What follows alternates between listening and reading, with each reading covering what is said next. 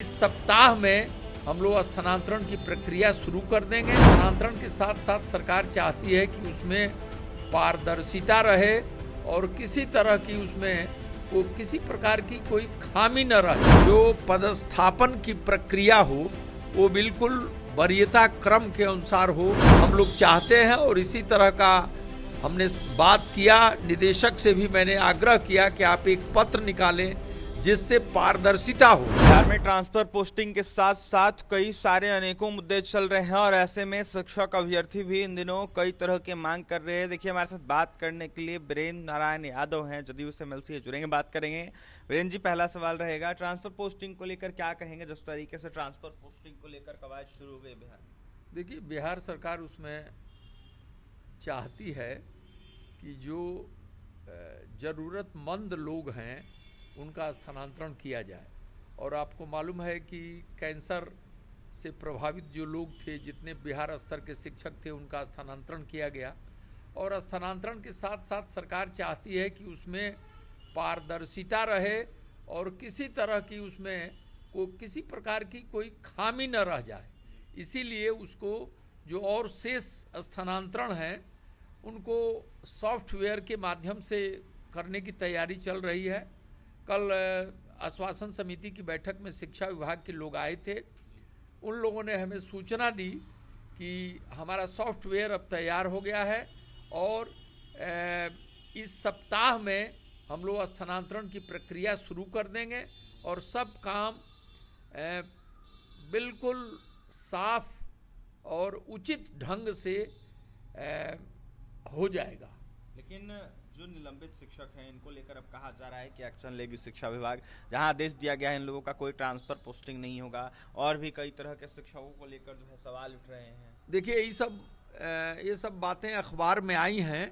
मैंने इस पर अभी अधिकारियों से या माननीय मंत्री जी से मैंने बात नहीं किया है। जो प्रश्न अखबार में आए हैं, जिस तरह की बातें आई हैं, हम माननीय शिक्षा मंत्री जी से बात करेंगे और तब उस पर हम कुछ कहने की स्थिति में होंगे। ट्रांसफर पोस्टिंग के अलावा जो कालबंद प्रमोशन है, इसको लेकर भी बीते दिनों बात हुई थी आपकी जो शिक्षा विभाग के अधिकारी, उनसे इसको लेकर क्या चर्चाएं हुई थी वीरेंद्र? देखिए, राघवेंद्र शर्मा का एक उच्च न्यायालय का निर्णय है, उस पर कल मैंने आश्वासन समिति में जो उसके अधिकारी आए थे, निदेशक और उप निदेशक लोग आए थे, उनसे मैंने कहा कि राघवेंद्र शर्मा वाला जो प्रोन्नत देनी है उच्च न्यायालय के निर्देशानुसार उसको जल्दी से जल्दी कर लिया जाए।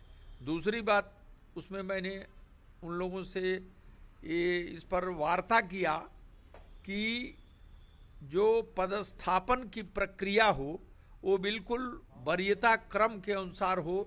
जो सीनियर, सर्वाधिक जो सीनियर है उससे उसकी जो रिक्तियां हैं उसमें जो पहली नियुक्ति हो उसको दी जाए। फिर इस तरह इस ढंग और तरीके से किया जाए कि किसी प्रकार का जो जिला स्तर पर जो भारी गड़बड़ी की सूचना मिल रही है, जैसे बेतिया में मिली, उसी तरह और कोई गड़बड़ी न हो जिला शिक्षा पदाधिकारी के कार्यालयों में, और भ्रष्टाचार से मुक्त स्थानांतरण हो, ऐसी हम लोग चाहते हैं। और इसी तरह का हमने बात किया, निदेशक से भी मैंने आग्रह किया कि आप एक पत्र निकालें जिससे पारदर्शिता हो। अंतिम सवाल रहेगा आपसे, टीआरई 3 के सप्लीमेंट्री रिजल्ट की 1 महीना से अभ्यर्थी मांग कर रहे हैं। गर्दनीबाग धरना स्थल पर प्रदर्शन कर रहे हैं। ऐसे में आपके नेता शिक्षा मंत्री सुनील कुमार से उन्होंने मुलाकात की थी, बीते दिनों आश्वासन भी मिला था, क्या कहेंगे आप? लगातार शिक्षकों से, अभ्यर्थियों से जुड़े रहे हैं आप। देखिए,